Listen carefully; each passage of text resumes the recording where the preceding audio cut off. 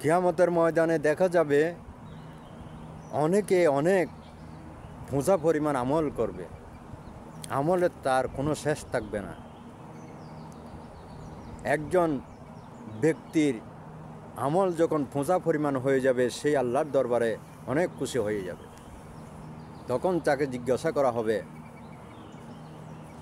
তুমি তো অনেক আমল করেছ,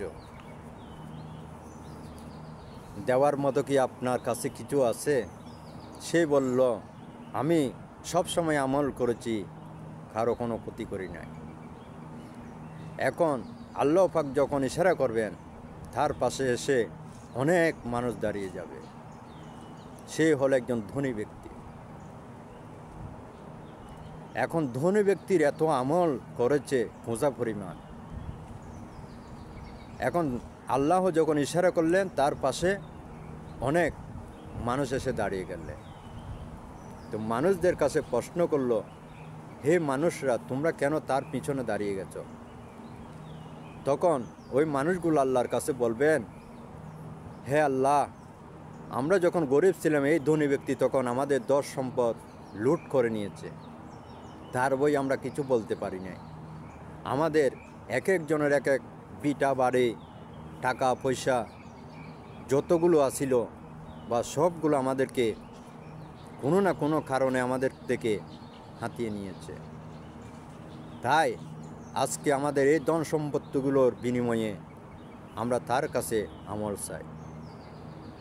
এখন আল্লাহ পাক ওই ধনী ব্যক্তিকে বলবেন, তুমি ওই দিকে সরে যাও, আমার সামনে আর দাঁড়িও না। যতগুলো মানুষ তোমার পাশে দাঁড়িয়েছে, সব মানুষকে তোমার যতগুলো আমল আছে সব আমল দিয়ে তুমি তাদেরকে হিসাব নিকাশ করে তুমি আমার সামনে আসবে, এর আগে আপনি আমার সামনে আর আসবেন না। তখন বলেন, আপনি কি করবেন? আমল দিয়ে কি হবে? আপনি যদি মানুষের হক মেরে যদি দশতলায় বসে বসে কুরের লুজ, গরুর লুজ খেয়ে যদি আপনি আমল করেন, সেই আমল কোনো কাজে লাগবে না।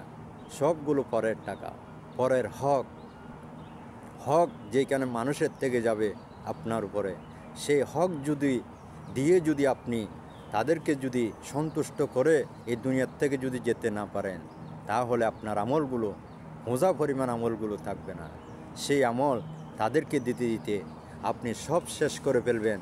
এরপরও আপনি মানুষ আপনার পিছনে দাঁড়িয়ে থাকবে, আমার হক দাও। তো তখন কি করবেন? আপনার তখন আর আমল করারও কোনো সুযোগ নেই, মাপ চাওয়ার সুযোগ নেই। তখন তুমি আল্লাহর রহমত ছাড়া ওইখানে বাঁচার কোনো পথ নেই। তখন আল্লাহকে বলবেন, আমার পূজা পরিমাণের আমলের কোনো মূল্য নেই খোদা, আপনি আমাকে আপনার রহমতের উসিলায় সবার থেকে আমাকে ক্ষমা নিয়ে নিন। আমার কাছে আর কোনো আমল নাই, যা আমল ছিল আমি সব দিয়ে দিয়েছি। এখন আপনার রহমত ছাড়া আমার আর কোনো বাঁচার পথ নেই।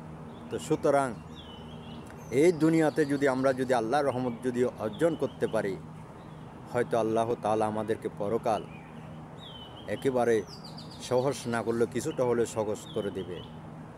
সবাইকে বলতেছি, এই কথাগুলো শুনে সবাই পরকালে এবং মানুষের আশেপাশে যারা আছে, যারা হক পাবে, তাদের হকগুলো যতটুকু পারেন দিয়ে দিবেন এবং তার কাছ থেকে মাপ চেয়ে নেবেন। এই উসিলে আল্লাহ তাআলা আপনাকে মাপ নিয়ে দেবে। আজ যদি এখান থেকে যদি মাপ নিয়ে যদি আপনি যেতে না পারেন, কাল হাসরের ময়দানে আপনার পূজা পরিমাণ আমলের কোনো মূল্য থাকবে না। সেদিন আমল দিতে দিতে সব শেষ হয়ে যাবে, কিন্তু আপনার যাওয়ার রাস্তা থাকবে না। সুতরাং আশা করি আমি আপনাদেরকে যতটুকু বোঝাতে চেয়েছি, যদিও বোঝাতে যদি আমার ভুল হয়, আপনারা সবাই আমায় ক্ষমা করবেন, ক্ষমার দৃষ্টিতে দেখবেন।